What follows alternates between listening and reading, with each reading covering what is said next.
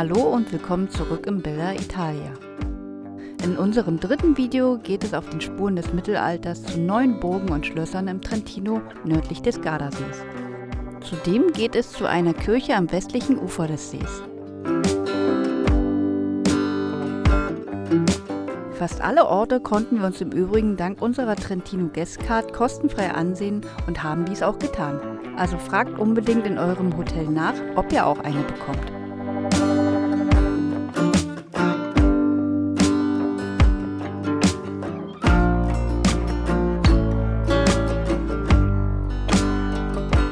Unser erstes Ziel war der kleine Ort Drena mit dem Castello di Drena. Bereits vor einigen Jahren erhielten wir aufgrund unserer Luftaufnahmen des Schlosses eine Einladung über Instagram, auch mal das Schloss zu besichtigen.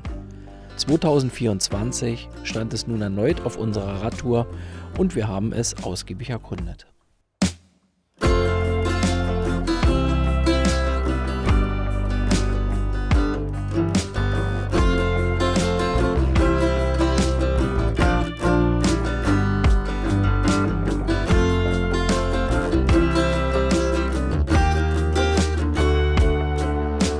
Das Castello di Drena ist eine Höhenburgruine aus dem 12. Jahrhundert und war einst im Besitz der Familie Ago. Seit dem Beginn des 18. Jahrhunderts verfiel die Burg leider. Erst in den 1990er Jahren begann die Restaurierung und die Burg wurde nach und nach wieder für Besucher zugänglich.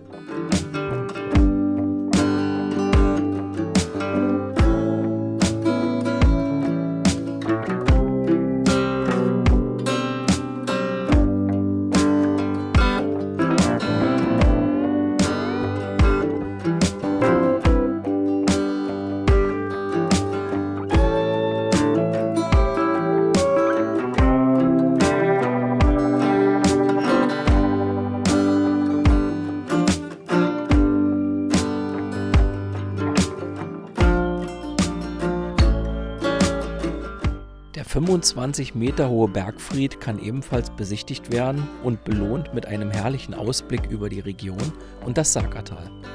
Doch bevor ihr diesen Blick erhaschen könnt, geht es erst einmal 119, teils sehr enge Stufen nach oben.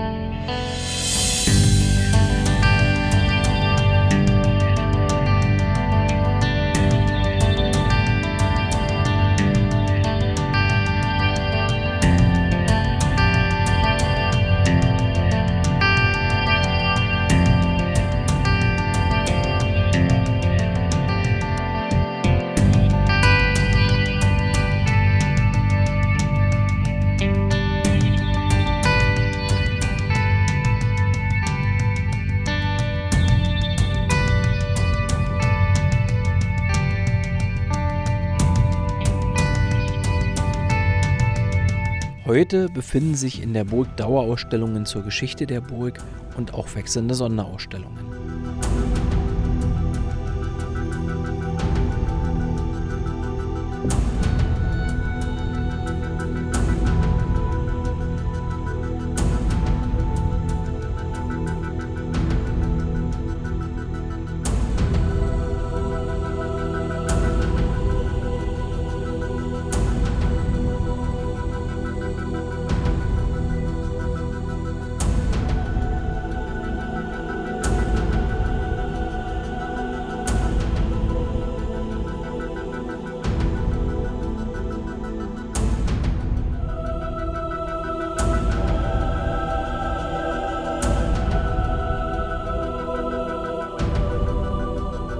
Wie gut auf den Luftaufnahmen zu sehen ist, kam es im Jahr 2018 nach starken Regen zu einem Abbruch der Burgmauer, wobei rund 300 Quadratmeter der Mauer mit in die Tiefe gerissen wurden. Die noch stehenden Mauerreste sind dadurch sehr stark einsturzgefährdet.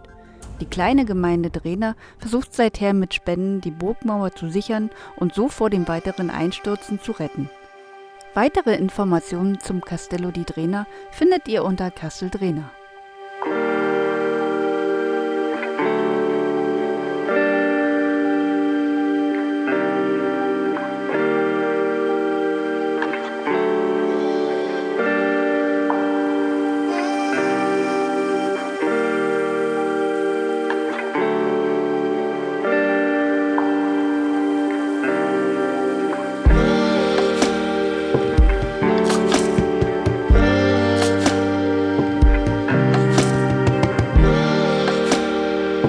Unseren zweiten Stop an diesem Tag legten wir in L'Asino am Castello di Madrusso ein. Die mittelalterliche Burg aus dem 12. Jahrhundert ragt hoch über das Sakertal und hat eine sehr wechselhafte Vergangenheit. Heute befindet sie sich im privaten Besitz und ist daher leider nur sehr selten zu besichtigen. Bedauerlicherweise hatten wir daher auch kein Glück, einen Blick in das Schloss zu werfen.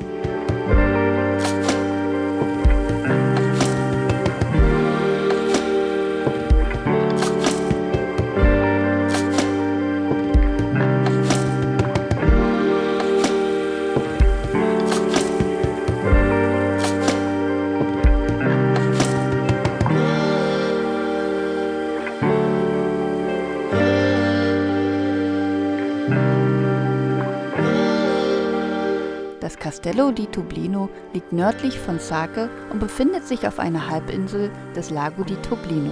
Das romantische Schloss am Seeufer des Toblino-Sees, welches einst ein Tempel war, stammt aus dem 12. Jahrhundert und gehört zu den berühmtesten Seefestungen im Val de' Laghi und im gesamten Trentino.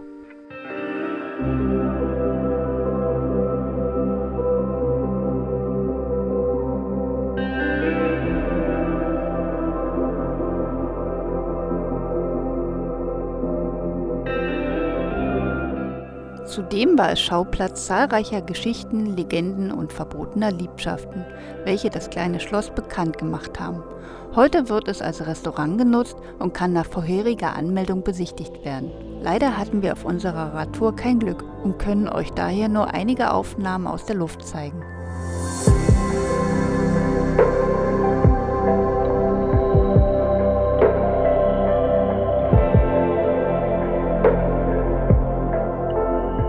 Weitere Informationen erhaltet ihr unter Castel Toblino.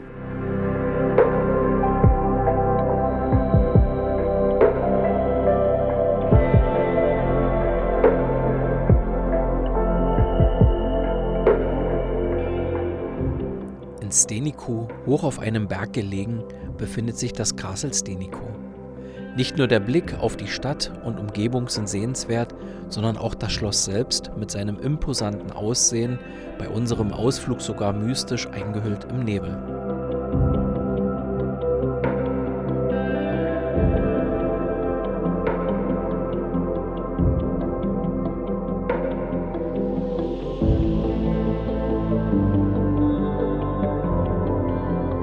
Im Innern des im 12. Jahrhundert erbauten Festungsbauwerks verraten noch immer die mit Fresken und Skulpturen verzierten Räume, dass es sich um die Sommerresidenz des Fürstbischofs von Trient handelte.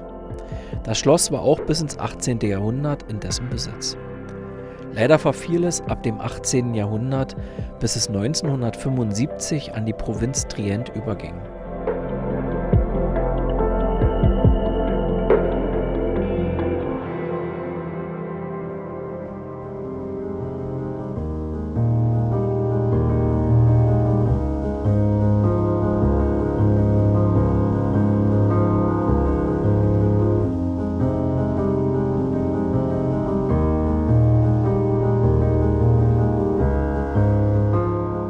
Heute erwarten die Besucher eine sehr interessante und gut aufgearbeitete Dauerausstellung zur Geschichte des Schlosses und zu seinen ehemaligen Bewohnern, zahlreiche Waffen und antike Werkzeuge sowie aktuell eine Sonderausstellung, welche sich den angewandten Künsten widmet. Sehr zu empfehlen ist auch der Audioguide.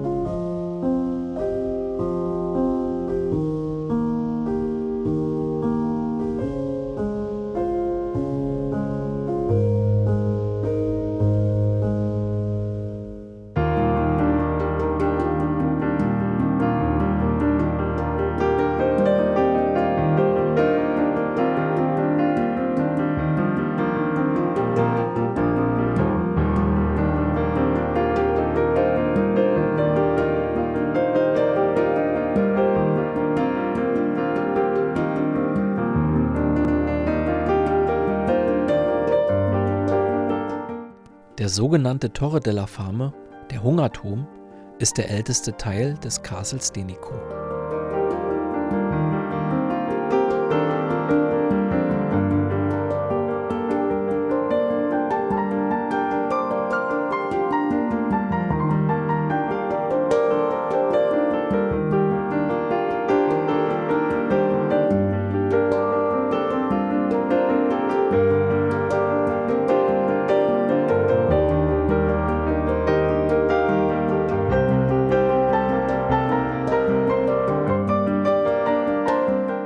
Ausführliche Informationen findet ihr online unter Castle Stenico.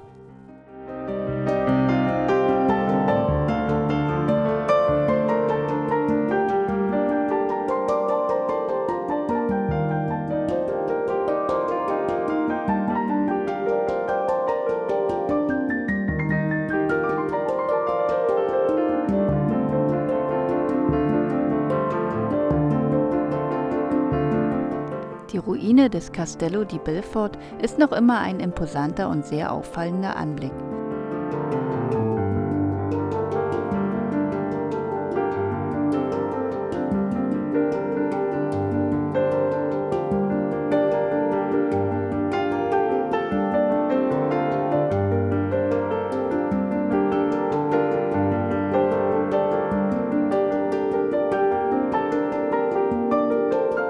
Die Burg wurde 1311 errichtet und liegt bei Altspauer in der Gemeinde Spomaggiore.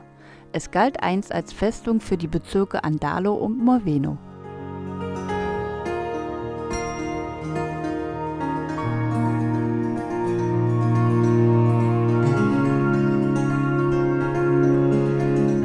Das Bauwerk selbst weist keine mittelalterlichen Merkmale mehr auf. Grund hierfür ist, dass die ursprüngliche Festung im Jahr 1670 einem Brand zum Opfer gefallen war und anschließend neu im heutigen Design aufgebaut wurde.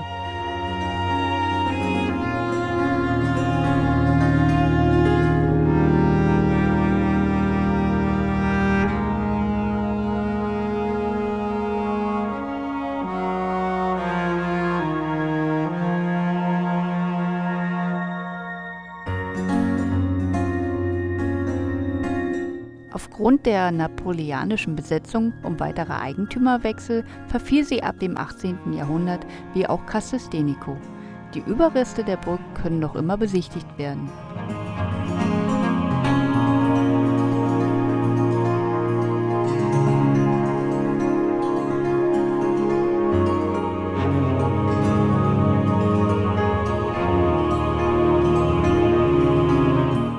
Mit viel Glück könnt ihr auch einer der vielen Legenden um die Festungsruine nachgehen. Denn eine dieser besagt, dass der Geist eines der Besitzer, der Graf Christopher Reifer von Altschbauer, noch immer in der Ruine spukt.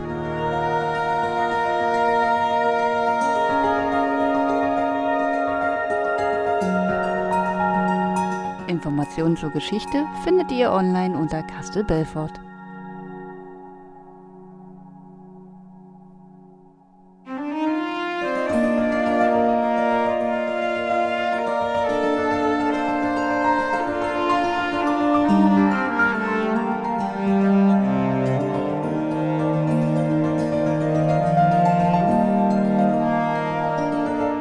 Willkommen im Castello de Bellasi. Östlich von Segonsone gelegen, befindet sich dieser einstige Adelssitz aus dem 12. Jahrhundert.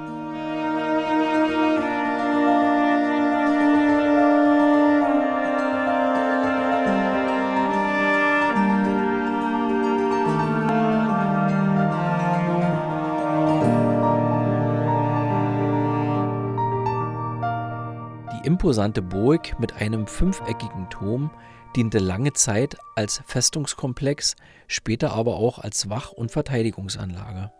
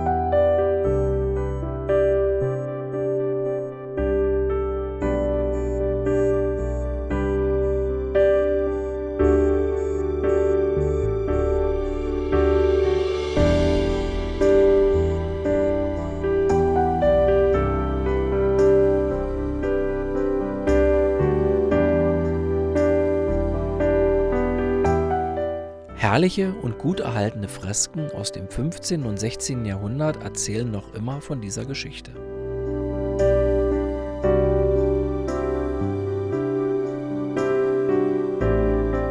Heute befindet sich die Burg im Besitz der Gemeinde Campodeno und ist seither auch öffentlich zugänglich. Sie dient als Zentrum für zeitgenössische Kunst, für ökonomisches Handeln und Denken.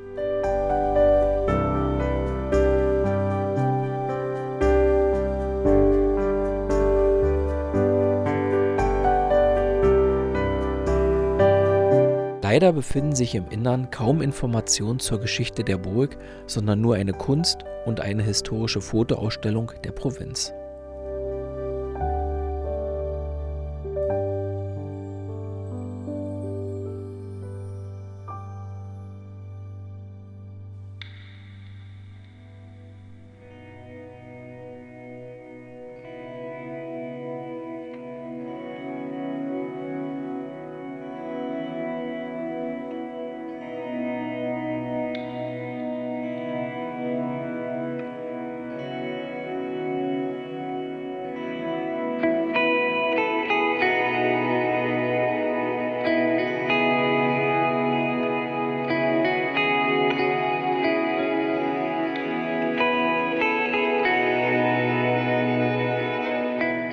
Umgeben von zahlreichen Apfelplantagen und Weinhängen bietet sie einen unvergesslichen Panoramablick auf das Nonstal und die umliegenden Burgen und Schlösser.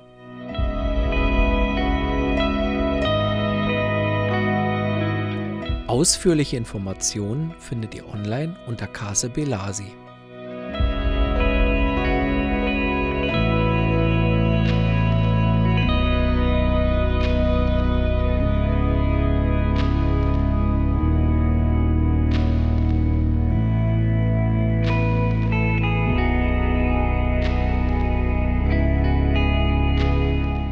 Das aus dem 13. Jahrhundert stammende Castel Thun ist ein Schloss im Val di Non, östlich der Ortschaft Tos. Einst als militärische Höhenburg genutzt, wurde es Ende des 18. Jahrhunderts von einer mittelalterlichen Burg in ein Renaissance-Schloss verwandelt.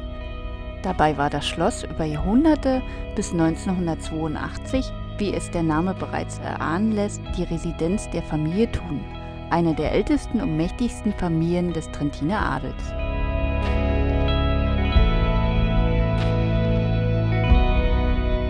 Im ersten Moment fallen außen die Türme um massiven Schutzmauern mit dem spanischen Tor sowie der typische Innenhof und die Gartenanlagen ins Auge.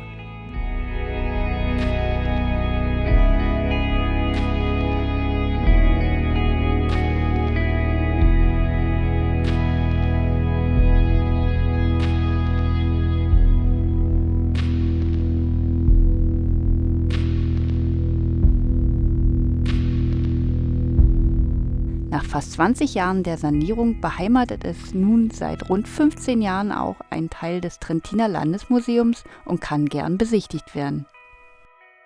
Außerdem findet man im Schloss Kunstsammlungen, antiquarische Möbel, Waffen, Porzellanobjekte und eine Bibliothek. All dies trägt dazu bei, die Atmosphäre des Hoflebens der Adligen vor Jahrhunderten nachzuempfinden.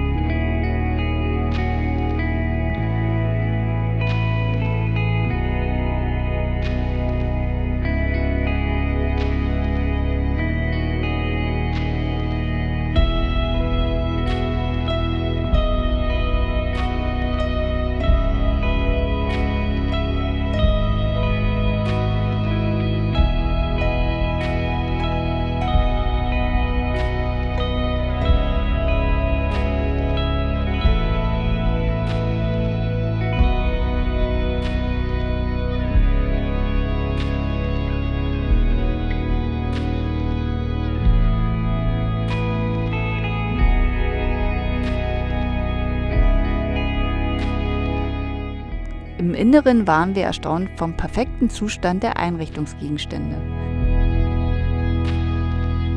Herausgestochen ist dabei das Bischofszimmer, das reich möbliert und mit Zirbenholz geschmückt ist. Jedes Zimmer und jeder Saal hatte seinen eigenen Charme und Stil vorzuweisen. Die Originalmöbel und zahlreichen Gemälde der Familien lassen jeden Besucher Teil der Familie und des Adels werden.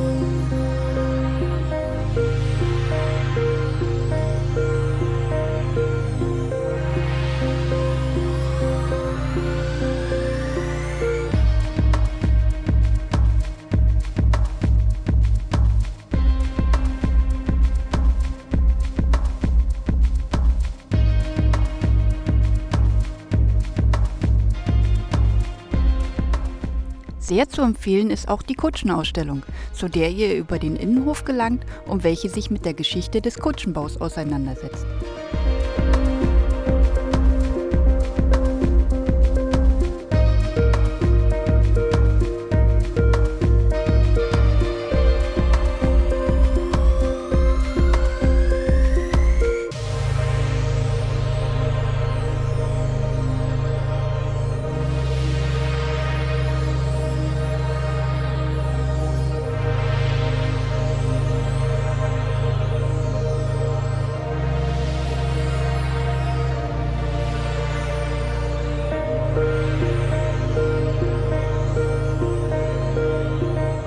Vergesst auf keinen Fall den Audioguide, denn dieser führt euch durch die Geschichte, alle Gemächer, Ausstellungen und Gärten des Schlosses.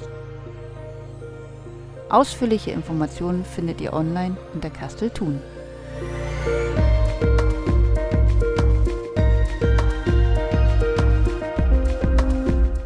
In strömendem Regen erreichten wir die Ortschaft Caldes.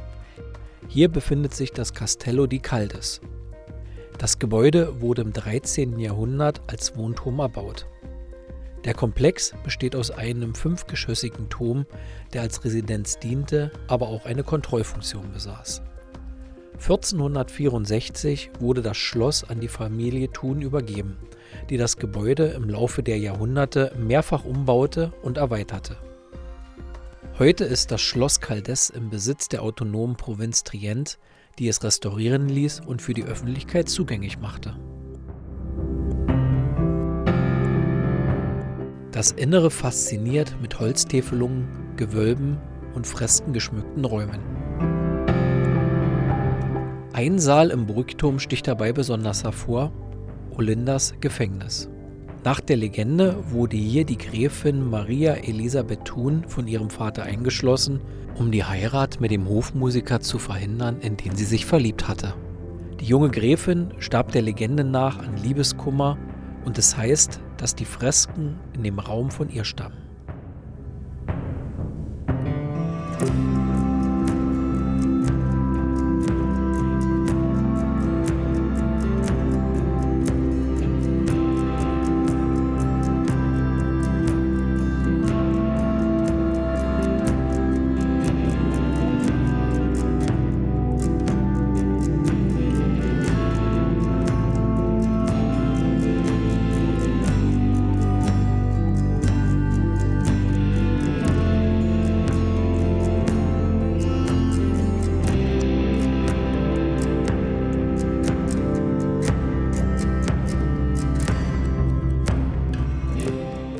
Teil des Schlosses ist auch eine kleine Kapelle zur Jungfrau Maria, die Ende des 16. Jahrhunderts erbaut wurde.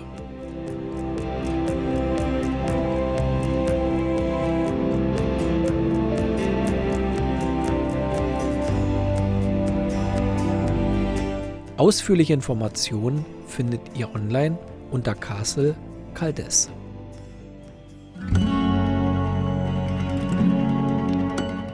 Leider wurde das Wetter an diesem Tag nicht mehr besser und wir erreichten im strömenden Regen das Castel Nanno.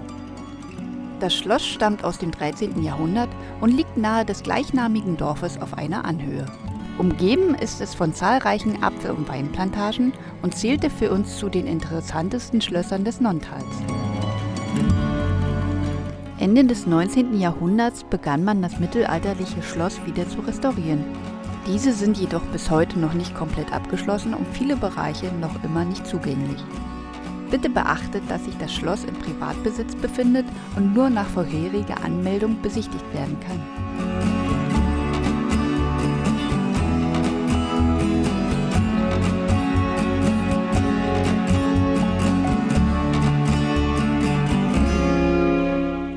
Zahlreiche Legenden ranken sich um das mittelalterliche Schloss. Bei Hexenprozessen Anfang des 17. Jahrhunderts sollen beispielsweise 3 Frauen aus dem Dorf als Hexen angeklagt und verbrannt worden sein. Im ersten Stockwerk befindet sich heute noch ein Stein mit 3 eingeritzten Kreuzen, die hieran erinnern.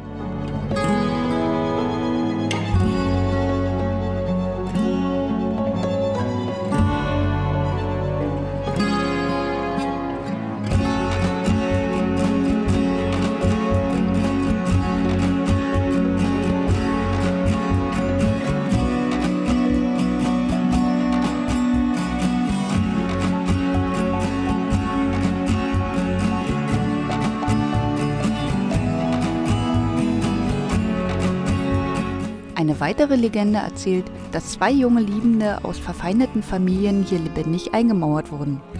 Noch heute sollen in den Mainächten die verzweifelten Rufe der beiden zu hören sein.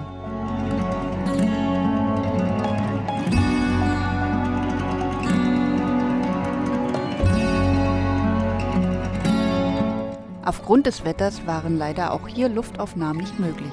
Somit konnten wir euch auch hier nur hauptsächlich Aufnahmen aus dem Inneren zeigen.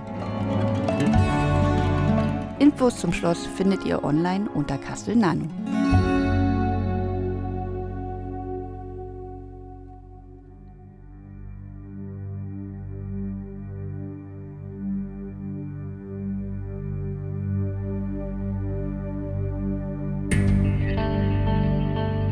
Unseren letzten Abstecher machten wir in der Wallfahrtskirche Santuano della Madonna di Monte Castello nahe des Ortes Gardola.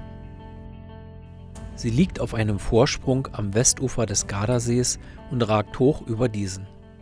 Bevor wir jedoch diesen fantastischen Blick über den Gardasee und das gegenüberliegende Ufer erhaschen konnten, gab es zuvor einen ordentlichen Aufstieg, den man aber auch mit dem Auto zurücklegen kann.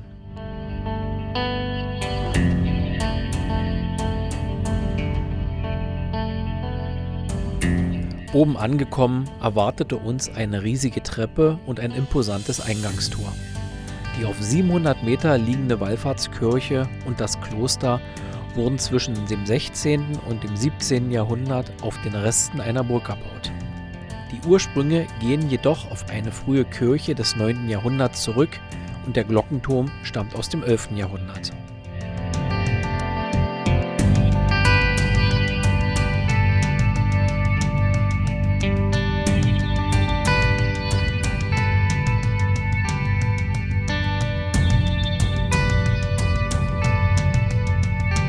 In der dreischiffigen Kirche befindet sich ein reich verzierter Altar mit Holzschnitzereien und Statuen trentinischer Künstler, teilweise aus dem 14. und 15. Jahrhundert.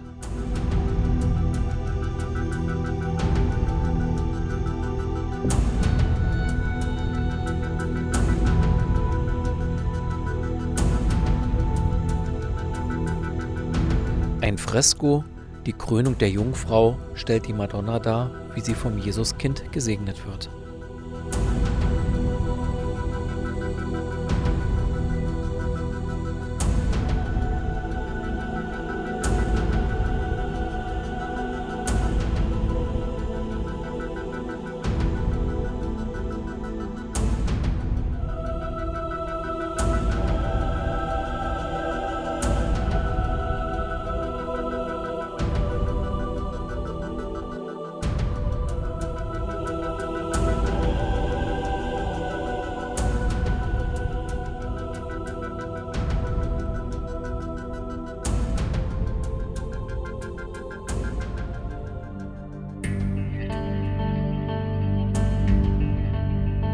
Unterhalb des Eingangstors befindet sich zudem diese kleine Bank, ein idealer Ort für ein Fotomotiv.